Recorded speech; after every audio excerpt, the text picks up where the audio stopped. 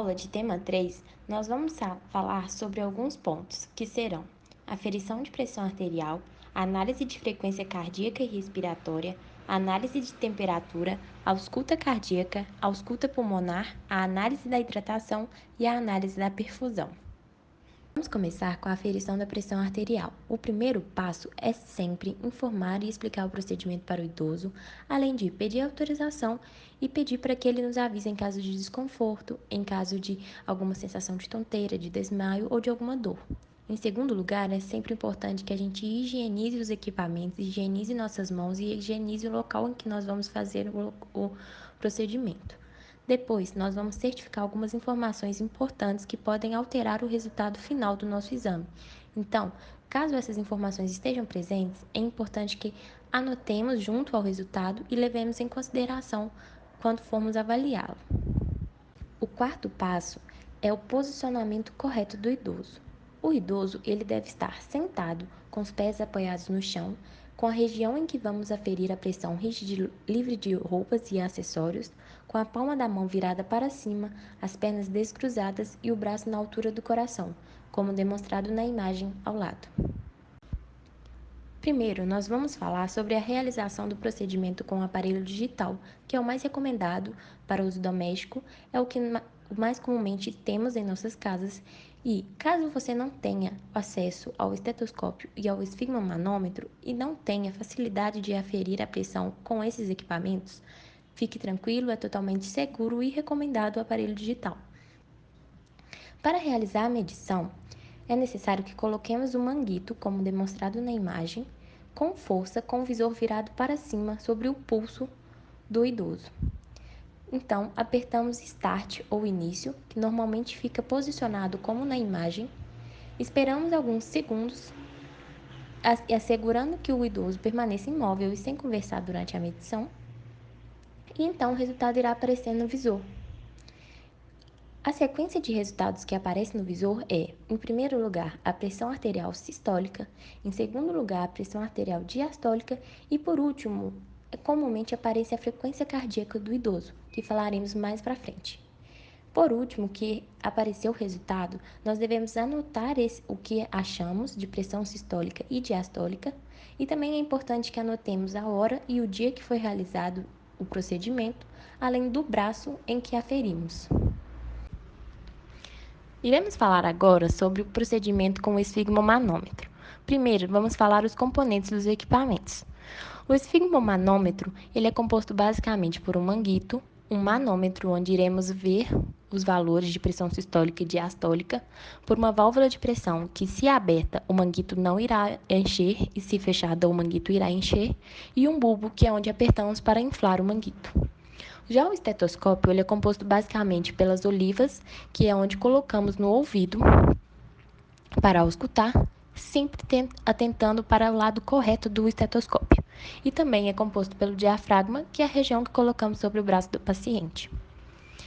Para a realização do procedimento, é sempre importante, primeiro, averiguar que o manguito é do tamanho ideal da circunferência do braço do idoso. Caso seja, nós posicionamos ele 2 a 3 centímetros acima da fossa cubital, sem folgas. A fossa cubital é demonstrada pelo primeiro círculo da imagem. Após o manguito ser posicionado, nós procuramos palpar o pulso radial do idoso, que é demonstrado no segundo círculo da imagem. Quando começamos a sentir o pulso radial, nós iremos fechar a válvula de pressão e apertar o bulbo, inflando o manguito até pararmos de sentir esse pulso. Nesse momento, iremos olhar no manômetro e ver o valor que está sendo demonstrado. Esse valor é a estimativa de pressão sistólica do idoso. Ao vermos essa pressão, nós abrimos a válvula, essa estimativa, nós abrimos a válvula de pressão e desinflamos o manguito. Agora, com a estimativa em mãos, nós iremos posicionar o estetoscópio sobre a fossa cubital, demonstrada na imagem, e então nós iremos inflar o manguito até 30 milímetros de mercúrio a mais do que o valor de estimativa que eu tive. Então, por exemplo, se a minha estimativa deu 110 milímetros de mercúrio, eu irei inflar até o meu manômetro demonstrar o valor 140 milímetros de mercúrio. Depois de inflar, nós vamos abrir levemente a válvula de pressão até ao escutarmos o primeiro e o último som. O primeiro som é a pressão arterial sistólica e o último é a pressão arterial diastólica. Depois, terminamos de desinflar o manguito e passamos para a anotação dos resultados, sempre lembrando que devemos também anotar a hora e o dia que foi realizado o exame e também o braço que foi feito. Em idosos, é recomendado que seja feita uma avaliação da pressão arterial em pé. Nesse caso, iremos aguardar cerca de 3 minutos após o procedimento sentado ser realizado. Depois, então, iremos posicionar o idoso de pé, avisando sempre que ele peça ajuda em caso de tonteira ou desequilíbrio. Peçamos então que o idoso segure algo com a mão esquerda e iremos repetir o quinto passo, seja ele com o aparelho digital ou com o esfigmomanômetro. Nesse slide também coloquei alguns significados da leitura, que são: PAS significa pressão arterial sistólica, PAD significa pressão arterial diastólica e FC significa frequência cardíaca, que veremos mais à frente. Ao lado também tem uma imagem de como é posicionado o aparelho digital, caso tenha ficado alguma dúvida. Por último, mas muito importante, é a avaliação dos resultados que obtivemos. A pressão arterial sistólica normal é igual ou menor a 120, já a pressão arterial diastólica é igual ou menor que 80. Acima disso, classifica-se em pré-hipertensão, hipertensão estágio 1, hipertensão estágio 2 e hipertensão estágio 3, como demonstrado na imagem. Vocês podem ficar à vontade para tirar prints e manter com vocês essa informação. É muito importante que nesse momento nós levemos em consideração as informações sobre o idoso e sobre a sua história. Isto é, se ele possui hipertensão, se ele possui hipotensão, se ele toma algum remédio, se alguma das informações que certificamos anteriormente foi dada como positiva. Por exemplo, se ele fez atividade física antes do procedimento. Além disso, lembra que aferimos a pressão sentado e em pé? Se houve diferença entre os resultados maior que 20 milímetros de mercúrio na pressão arterial sistólica ou maior que 10 milímetros de mercúrio na pressão arterial diastólica, ou em ambas teve diferença, o idoso pode estar com hipotensão ortostática, que é muito comum nessa faixa etária. Com isso, é muito importante que tenhamos sempre anotado todas as informações e que comuniquemos ao médico sempre que ele for à consulta. Passamos então para a frequência cardíaca. O primeiro e o segundo passo são iguais ao de aferição da pressão. Sempre primeiro devemos informar e explicar o procedimento, deixando claro que ele pode pedir ajuda em caso de desconforto, em caso de dor, em caso de sensações adversas e sempre pedir autorização para tocar no idoso. O segundo passo é sempre necessária a higienização das mãos de forma correta antes e depois do procedimento, assim como a higienização do local em que o procedimento será realizado. Terceiro, passamos para o procedimento. Com a polpa dos dedos indicador e médio, pressionamos com cuidado o pulso radial até encontrá-lo, como foi feito na realização da aferição da pressão com o esfigmomanômetro e como demonstrado na imagem ao lado. Depois de sentir o pulso radial, nós devemos contar as pulsações por 1 minuto, analisando também a amplitude e o ritmo dessas pulsações. Depois de 1 minuto, nós iremos então registrar os resultados, a hora e o dia em que foi feito o procedimento e o braço em que foi realizado. Os valores de referência para a frequência cardíaca é de 100 a 60 batimentos por minuto. É importante que levemos em consideração a história clínica e o estado do idoso, se ele praticou alguma atividade física, se ele estava dormindo e todas essas situações. É sempre importante que nós mantenhamos as anotações e comunicamos sempre ao médico sempre que o idoso for à consulta. Agora vamos aprender como que conta a frequência respiratória. Primeiro, a gente deve higienizar as mãos com água e sabão, ou então, se as mãos não estiverem muito sujas, a gente passa um álcool 70. Quando a gente vai fazer isso? Bom, a frequência respiratória a gente vai contar assim que a gente termina de contar a frequência cardíaca, porque a gente não pode falar com o paciente que a gente vai contar a sua frequência respiratória. Porque se a gente conta para ele isso, ele pode mudar seu padrão respiratório. Ele vai começar a prestar atenção na sua respiração, e isso vai atrapalhar com que a gente consiga contar certinho.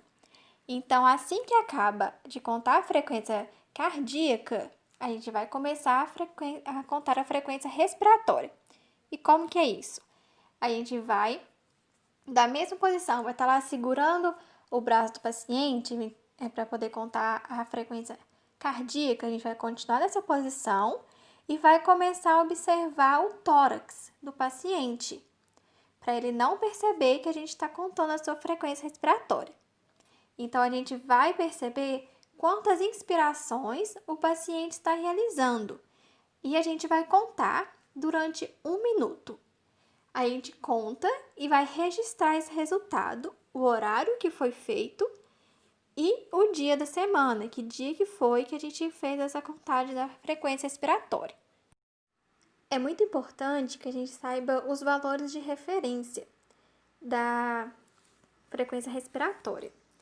Em adultos e em idosos, o normal é que tenha de 16 a 20 inspirações por minuto.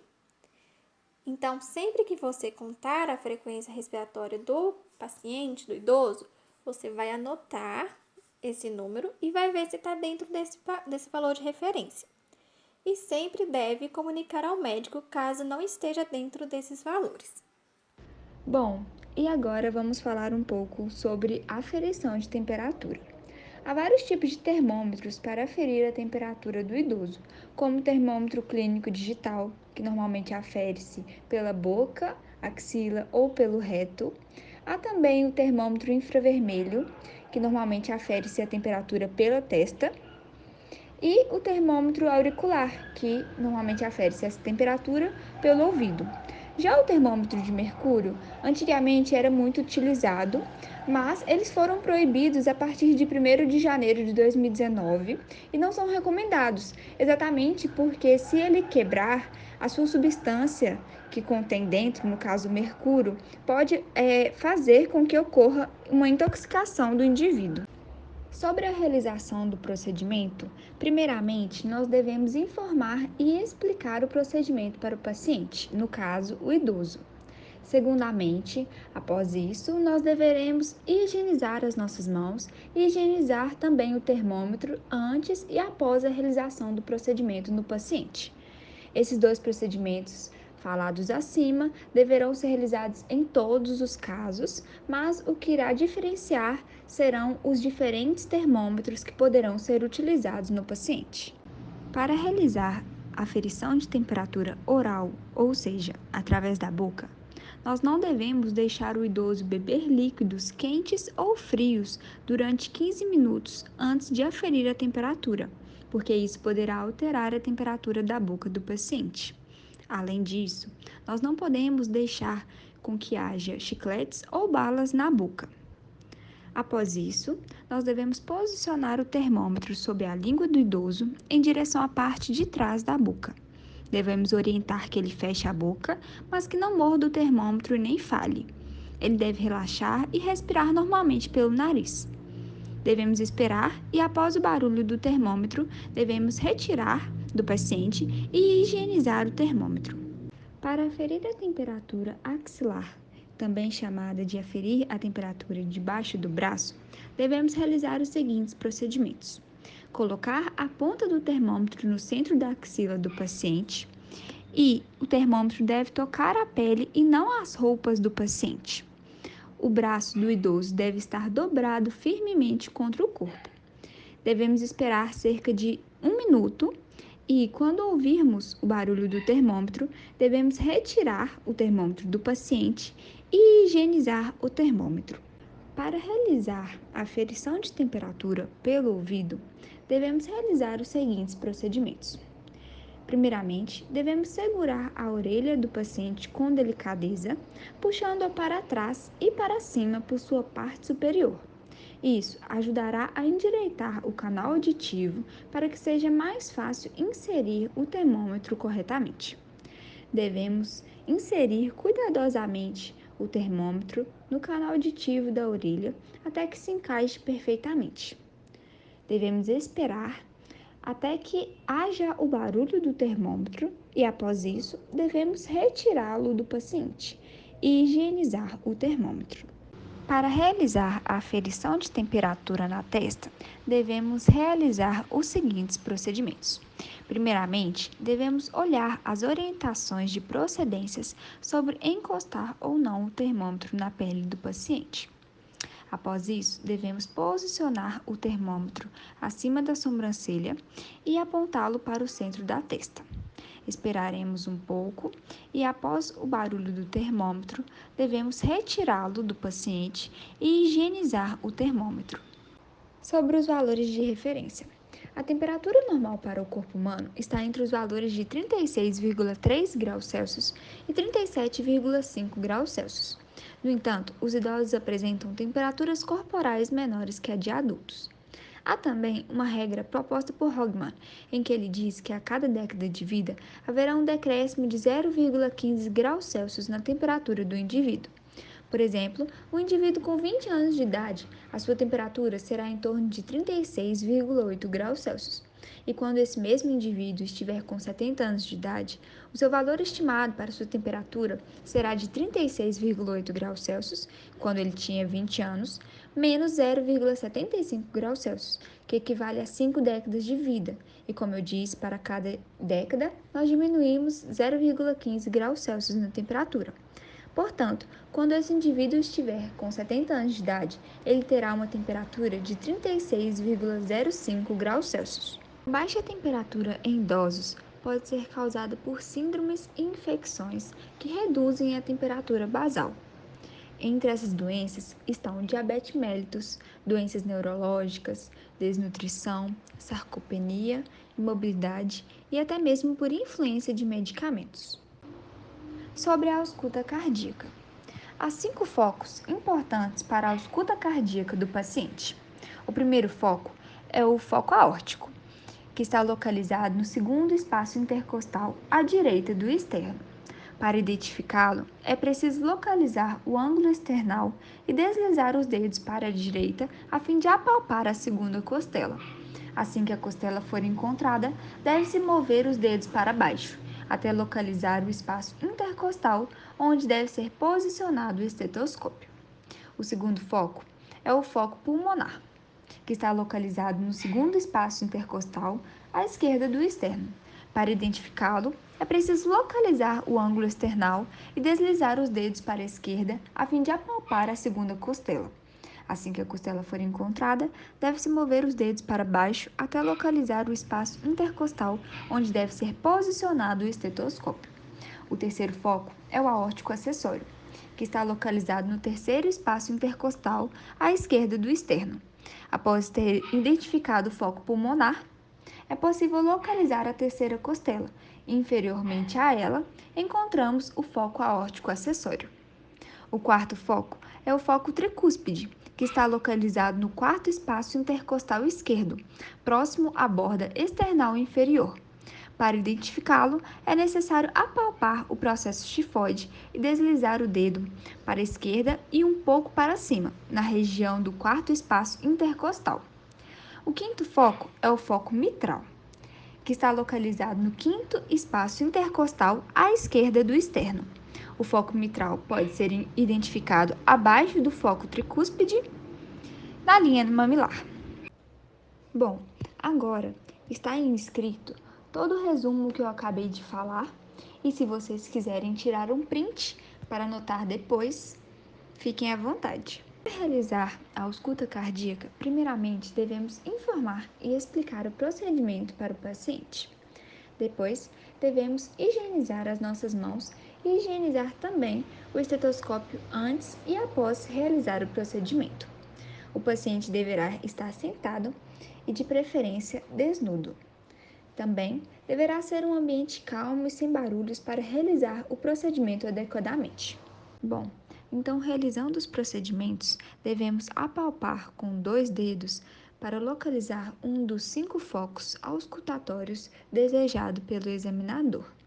Após encontrar o foco, devemos posicionar o estetoscópio no local encontrado. Depois, após realizar a ausculta, devemos higienizar as mãos e o estetoscópio. Uma observação é que, para uma melhor ausculta em mulheres, devemos levantar levemente os seios. Podemos fazer isso com o próprio estetoscópio e posicionar o estetoscópio nos focos tricúspide e mitral para uma melhor ausculta. Agora, mostraremos um vídeo em que demonstra os focos auscultatórios no paciente e as bulhas cardíacas. O foco aórtico está localizado no segundo espaço intercostal à direita.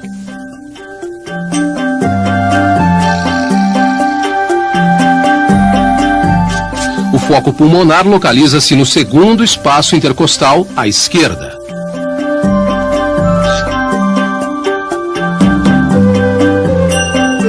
O foco tricúspide localiza-se na parte inferior do externo, junto ao apêndice xifoide, na linha paraesternal esquerda.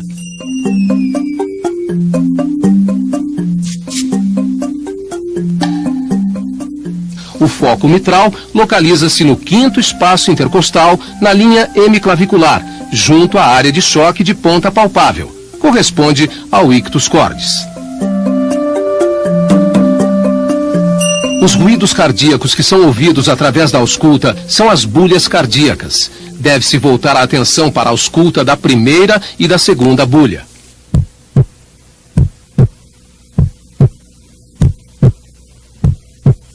A primeira bulha corresponde ao fechamento das válvulas mitral e tricúspide, sendo que o melhor ponto de ausculta é o foco mitral.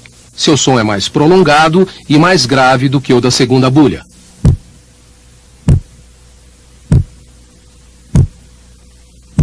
A segunda bulha vem depois de um curto silêncio. Corresponde ao fechamento das válvulas aórtica e pulmonar.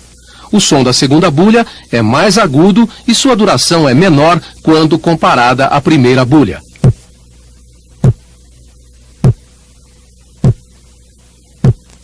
O reconhecimento das bulhas fica mais fácil quando se tem em mente o ritmo das batidas.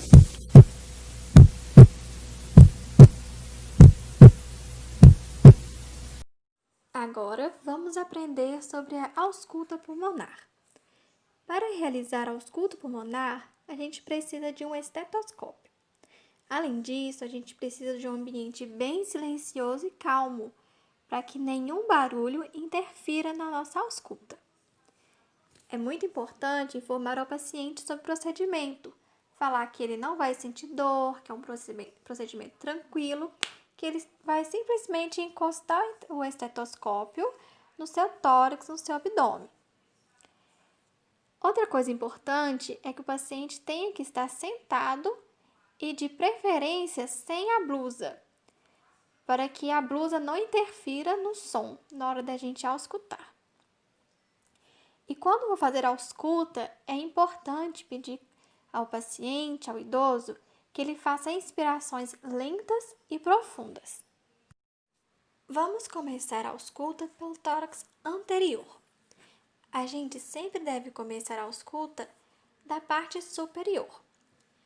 Então, vamos ver a partir da imagem. Vamos colocar o esteto nessa região superior do tórax do lado direito. Aí vamos fazer a ausculta e depois vamos para o lado esquerdo, como se fosse uma linha, traçar uma linha no tórax e vamos na mesma região do lado esquerdo. E vamos fazer a ausculta desse lado esquerdo. E com isso, a gente vai comparar. Nós vamos ver se o que a gente está auscultando do lado esquerdo parece com o mesmo som que a gente está ouvindo a gente ouviu do lado direito. Depois disso, a gente vai abaixar um pouco, descer mais um pouco o esteto e vamos para a segunda região, do lado esquerdo. Igual a gente consegue ver na imagem da setinha descendo. A gente vai auscultar esse lado esquerdo. Depois disso, a gente vai seguir a setinha, a gente vai cruzar o tórax na mesma região, numa reta, e vamos auscultar o lado direito do pulmão. E vamos comparar se a ausculta deste lado direito parece com a ausculta do lado esquerdo que a gente acabou de ouvir. E com isso, nós vamos descendo fazendo esse arco, igual a gente consegue ver no desenho. Sempre ouvindo um lado, depois o outro e comparando, para ver se o som é semelhante de um lado e de outro. Agora vamos para a ausculta do tórax posterior. A ideia é a mesma, sempre iniciando da parte superior, auscultando um lado, depois o outro, seguindo a setinha, igual no desenho. Escuta um lado, ausculta o outro e compara o som. Vê se os sons estão iguais.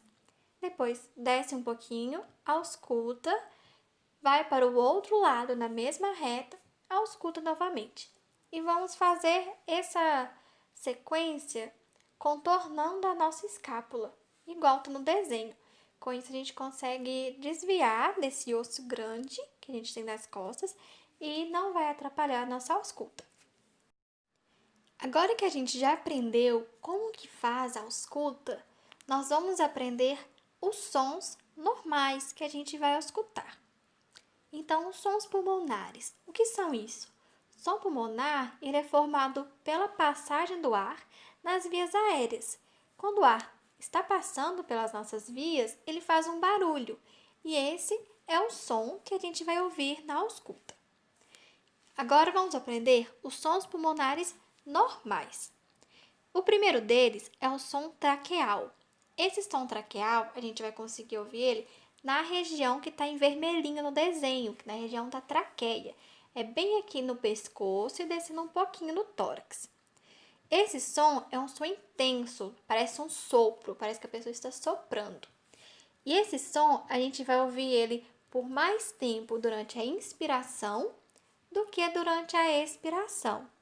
Ou seja, a inspiração vai ser um som mais longo e a expiração, o som vai ser mais curto.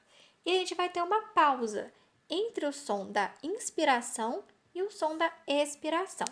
Vamos ouvir?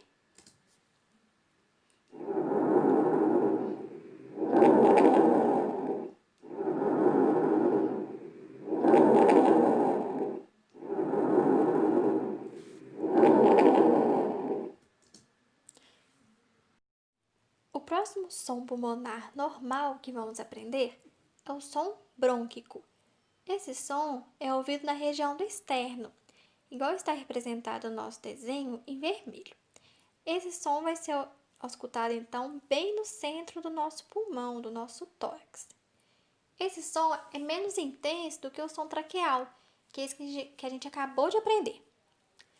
O tempo de som da inspiração vai ser semelhante ao tempo de som da expiração. Então, não vai ter aquela alteração de um tempo maior, de um tempo menor. Os dois vão ter um tempo semelhante.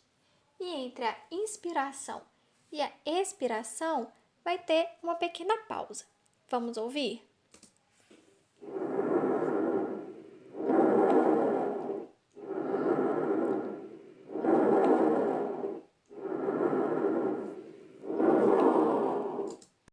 O próximo som pulmonar normal que vamos aprender é o murmúrio vesicular. Esse som é auscultado na região periférica do pulmão, igual está representado no nosso desenho em vermelho. É bem na beiradinha do pulmão, contornando ele. É um som suave, ele vai ser menos intenso que o som brônquico, que é esse que a gente acabou de aprender. E o som dele parece bastante com o som das ondas do mar. O tempo do som da inspiração é maior do que o tempo de som da expiração. E é um som contínuo, a gente não vai ter uma pausa entre esses sons. Vamos ouvir?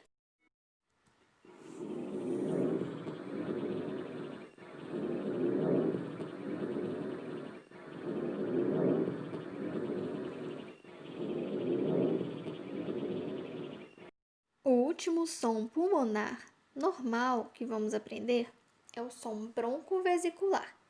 Esse som é auscultado na região central do nosso pulmão, assim como a gente está vendo no nosso desenho em vermelho. Este som é intermediário entre o som brônquico e o murmúrio vesicular.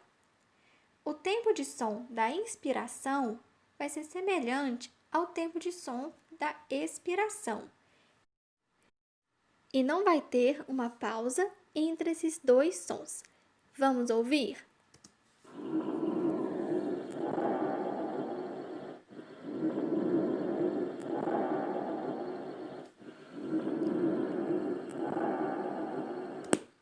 Esses foram todos os sons normais que vamos escutar no pulmão. Para que você consiga aprender direitinho e guardar esses sons, você pode voltar e ouvir novamente todos eles. Em algumas situações, podem haver alterações dos sons pulmonares. Pode ter uma redução desse som difusamente em todo o pulmão ou então uma redução desse som em só alguns locais. Além disso, é muito importante que você veja se o idoso está respirando dentro desses padrões normais que a gente aprendeu, ou se ele está respirando mais rapidamente ou mais devagar. Se ele está sentindo alguma dificuldade em inspirar e expirar. Além disso, você deve ver se tem algum som diferente desses que a gente aprendeu. Vocês podem conseguir observar se tem algum ronco, se tem alguma chieira, se tem algum barulho de secreção. Então, caso você perceba que tem algum som diferente desses sons normais que a gente aprendeu, é muito importante que comunique ao médico. A perfusão está relacionada ao fluxo sanguíneo e o transporte de nutrientes e oxigênio para todo o nosso organismo.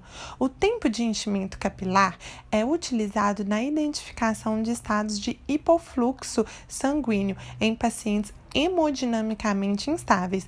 Ele é medido aplicando-se uma pressão firme na falange distal dos dedos indicadores direito e esquerdo por 15 segundos cada. Com o auxílio de um cronômetro, observe o tempo em segundos para o retorno da coloração normal da pele.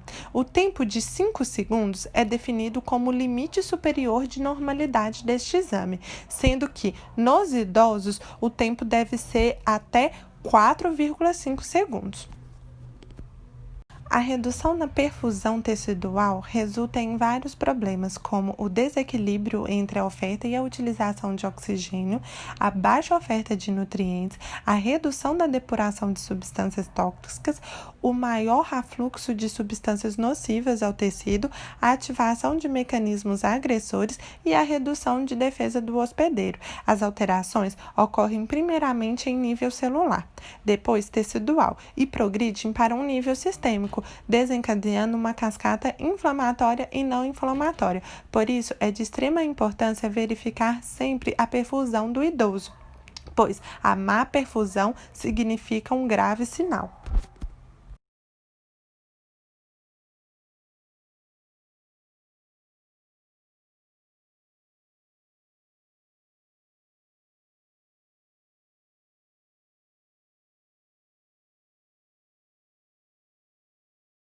A água é vital para o organismo humano. Ela é responsável pelo equilíbrio térmico do corpo, além de participar do transporte de nutrientes para as células através do sangue e promover a limpeza e a desintoxicação do organismo. Por isso, é preciso ficar atento à hidratação, principalmente durante os períodos mais secos do ano. Deve-se tomar cuidado especial com a hidratação da pessoa idosa. É muito importante, pois elas são mais vulneráveis e desidratam com maior facilidade. A desidratação está relacionada não apenas à ingestão de líquidos, mas a fatores como utilização de medicamentos que podem induzir o usuário a urinar mais vezes, liberando um volume ainda maior de líquido todos os dias. Nos idosos, a desidratação pode gerar um risco ainda maior de quedas, infecções no trato urinário, doenças dentais, distúrbios broncopulmonares, pedra nos rins, constipação e perda da função cognitiva. Por isso, fique atento em todos os sinais de desidratação. Alguns sinais e sintomas podem indicar um quadro de desidratação, sendo eles mucosa ressecada, que são facilmente percebidas quando os olhos, o nariz e a boca apresentam-se ressecados e esbranquiçados. A falta de elasticidade também é um fator que deve ser observado. Para verificar a condição da elasticidade, basta você puxar um pouco a pele para cima e observar quanto tempo a pele gasta para voltar à condição anterior ao teste. Caso o tempo de retorno seja maior que 2 segundos, isso pode indicar um sinal de desidratação. Temos também outros sinais e sintomas, como dor de cabeça, tontura, fadiga, fraqueza, sonolência, sensação de boca seca, diminuição da diurese, batimentos cardíacos acelerados e câimbras. Agora nós vamos dar dicas para auxiliar na hidratação dos idosos. Incentive a ingestão de líquidos ao longo do dia, mesmo se o idoso não estiver com sede. Algumas situações em que podem ser oferecidas água são antes ou depois da higiene do idoso, no momento de tomar os medicamentos e em horários previamente definidos de manhã e de tarde. Evite copos grandes e cheios. Prefira copos pequenos e com pouca quantidade, várias vezes ao dia. Mantenha as bebidas que eles mais gostam próximas para facilitar a ingestão.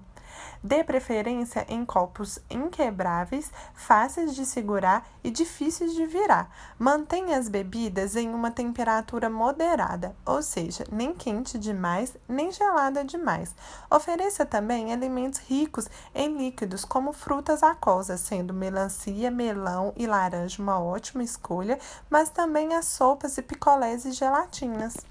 Estetoscópio já posicionado corretamente, vamos iniciar pelo método palpatório.